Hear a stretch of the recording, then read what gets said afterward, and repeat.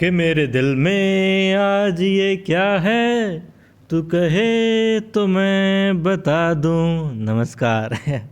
मुझे पता है गाना मैं कतई अच्छा नहीं गाता। प्यार, नफरत, अहंकार, सम्मान, सब भावना ही तो हैं।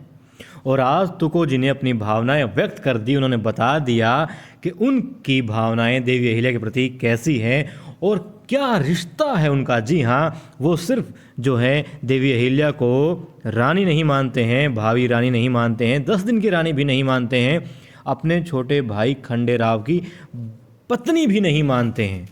फिर आखिर क्या रिश्ता है उनका देवी अहिल्या के साथ में? देखिए, वो आज जो अपनी भावनाएं हैं जिनकी हम बात कर रहे थे कि दिल में उनके क्या था, उन्होंने बता दिया। सबके सामने उन्होंने उजागर कर दी ये भावनाएं अपनी। वो अपनी भावनाओं पर काबू नहीं रख पाए और भावुक हो उठे और सबके सामने, जी हाँ, भरे दरबार में देवी अहिल्या के साथ अपने उस संबंध का उन्होंने खुलासा कर दिया, सरेआम खुलासा कर दिया संबंध का। और इसका असर किस पर क्या होगा, ये देखने वाली बात है। देखिए, सबसे पहले क्या होता है दरबार में, आज दरबार जो है थोड़ा जल्दी लगा लिया देवी अहिल्या ने, और फिर धना सरदार जी को भी बुलाया जाता है, गुनु जी भी साथ में आते हैं। जिस तरीके से वो अभिवादन करते हैं कि हाँ, देवी अहिल्या दरबार में है, पहले से मौजूद है, 10 दिन की रानी है।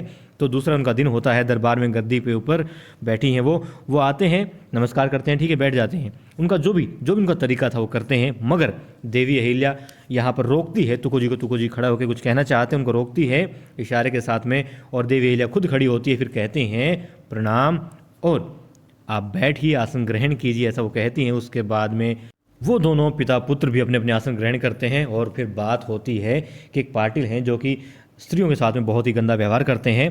इस तरह की बातें वहाँ पर होती हैं क्योंकि वो साले साहिब होते हैं धना जी के, तो धना जी थोड़े अपने साला प्रेम दिखाते हैं वहाँ पर। और फिर वो बार बार जो संबोधन कर रहे थे देवी अहिल्या का, वो कहते हैं अहिल्या अहिल्या। इस पर तुको जी अपने आप को रोक नहीं पाते और वो खड़े होकर के कहते हैं कि छोटी रानी साहेब कहिए धना सरदार जी। और फिर वो थोड़ा खुद को, मतलब यहाँ पर एक बार तो जो है भावुक हो उठे, अपने ऊपर वो काबू नहीं रख पाए और उन्होंने काबू खो दिया और कह दिया धना सरदार को कि आप जो मर्यादा है उसका पालन करें और आप छोटी रानी कहेंगे इनको, ना कि अहिल्या कहेंगे।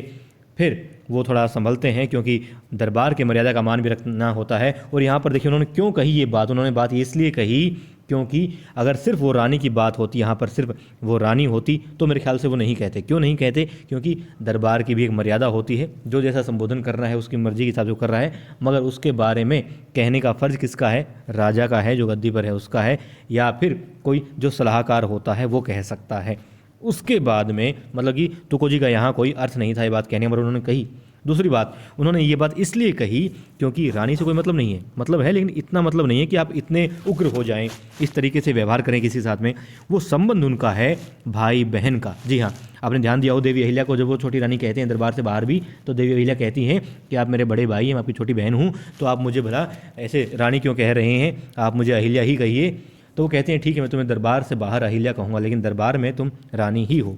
ठीक है, वो 10 दिन की रानी है और भावी रानी भी हैं, सब जानते हैं और वो इसका सम्मान करते हैं। मगर वो उन्होंने साबित कर दिया कि वो उनके बड़े भाई हैं और देवी अहिल्या को अपनी छोटी बहन मानते हैं। और उन्होंने यहाँ पर उनका सम्मान जो है अपनी बहन को दिलवाने का काम किया है, क्योंकि रानी को तो सम्मान रानी किसी भी तरीके से दिलवा सकती है, मगर एक बहन को सम्मान दिलवाने का हक जो है उसके भाई ने यहाँ पे जो फ़र्ज़ था वो निभाया है। और फिर वो ध्यान देते हैं कि वो दरबार में खड़े हैं, तब वो कहते हैं कि मेरा ये आपसे निवेदन है धना सरदार कि दरबार की मर्यादा का जो सम्मान है और पद का जो सम्मान है वो होना चाहिए। और देखिए मतलब कितनी अच्छी बात है कि आप नारी का सम्मान करते हैं, आप रिश्तों का सम्मान करते हैं। और अभी अभी जो है राखी का त्यौहार गया है, तो भाई बहन का जो रिश्ता है बहुत अटूट होता है। तो सभी भाई बहनों को बहुत बहुत शुभकामनाएं इस चीज़ की। और दूसरा, अभी परसों ही नारी समानता दिवस था, हम लोगों ने मनाया, तो नारी को सम्मान का दर्जा मिलना चाहिए, समानता का दर्जा मिलना चाहिए, उन्हें सम्मान भी मिलना चाहिए। और यदि मतलब ऐसा हो तो हमारा भारतवर्ष जो है फिर से सोने की चिड़िया हो जाएगा। कैसे हो जाएगा? क्योंकि कहा गया है हमारे यहाँ पर, जहाँ पर नारियों की पूजा होती है, नारियों को सम्मान की दृष्टि से देखा जाता है, उनका सम्मान किया जाता है, वहाँ पर लक्ष्मी वास करती है। हाँ, एक चीज़ और कि सम्मान तभी प्राप्त कर पाओगे जब आप दूसरे का भी सम्मान करोगे, मतलब कि सम्मान पाने के लिए सम्मान करना भी आना चाहिए।